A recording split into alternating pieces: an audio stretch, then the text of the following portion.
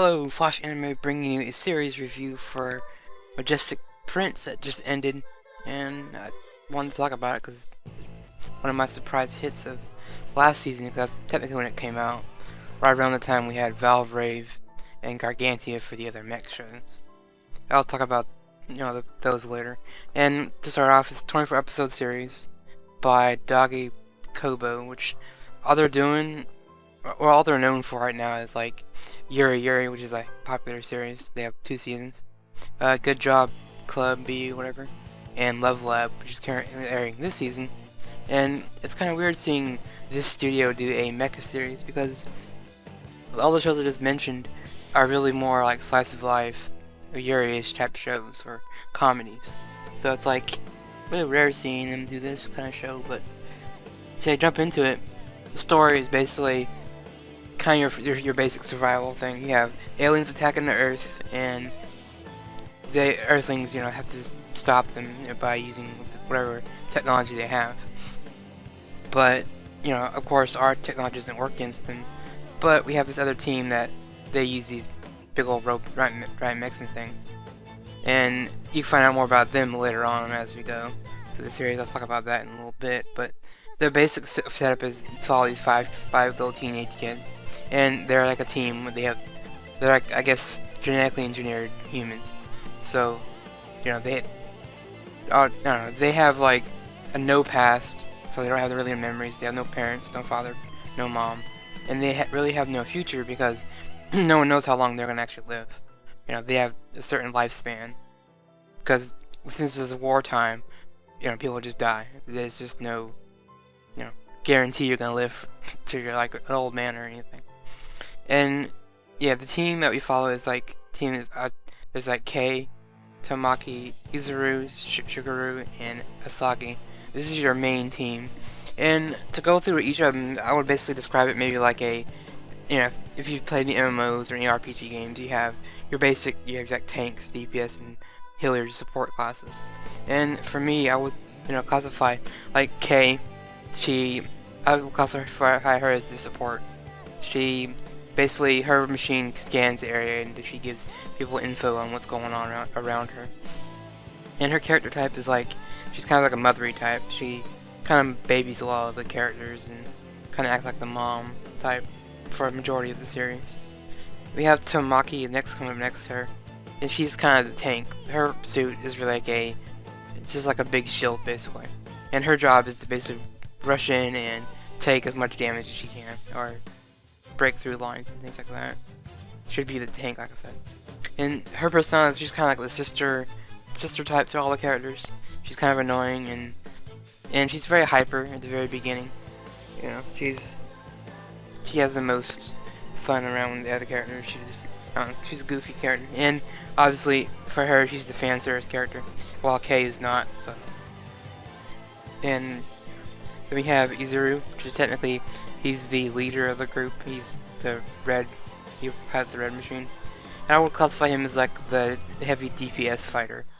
And yeah, he's the hero type. He just wants to be a hero, and that's basically what he does in the very beginning of the series. He's all about that for his character. Then we have Shigeru. He's the ranged yellow mech. And he uses like range, like I said, like a sniper rifle, other weapons like that. And he's the kind of perverted type. He's always thinking about hooking up with chicks and girls all the time. And he's kind of a goofball. And then we have Asagi. He's the kind of like default second in command. He's kind of angsty. At the very beginning, he doesn't really like anyone on the team. And I would classify him as like maybe the second DPS.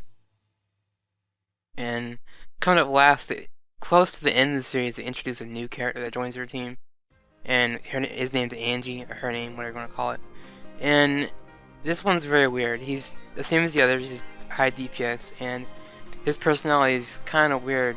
When he's not piloting the robot, he's calm and quiet and kind of girly. But when he's piloting his machine, he's very aggressive and in your face. Gotta get the kills. He doesn't really care if he's gonna die or anything. He's just all about fighting. So he's very aggressive.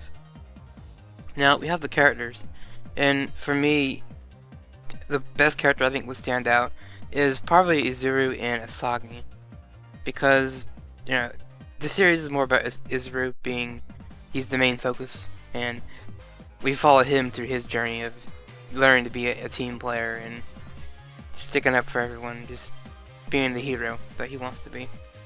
While Asagi kind of takes, he doesn't really make a point to the series until like close to the end, when they kind of, spoilers, do reveal that he is related to Izuru. They shared the same DNA from the commander that he wears that goggles on his face. He's technically their father, but he's got their, I guess he gave him the DNA. And the princess type, I think they've described her as the mom, that her DNA is also in them, giving them the ability to pilot these robots. And the other spoiler would be, the robots are actually, I think, technology from the aliens. They kind of adapted that into our technology and kind of combined both of them.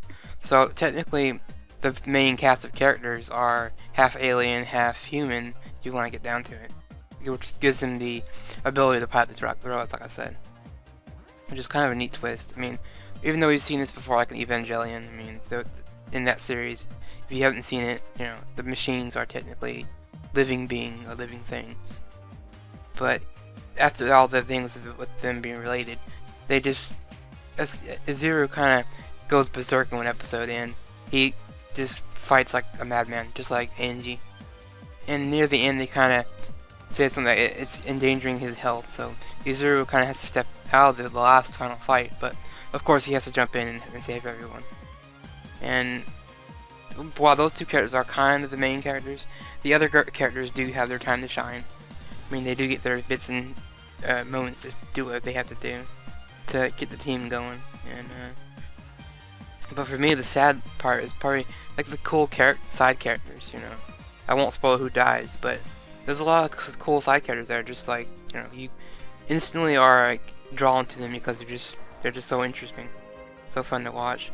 But they start doing these triggers for their deaths, you know, the death flags, and they're typical things like, oh well, I have a girlfriend back home, I'm asking her to marry me, or I'm gonna retire, just things like that.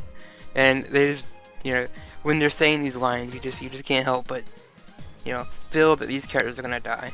And yeah. Aside from those things, we had CGI. Usually CGI anime is not so great, but for this one, it was definitely really good during the later end fights when things get really intense. Especially during the fight with Izuru versus Jaito, I think that's how you say his name.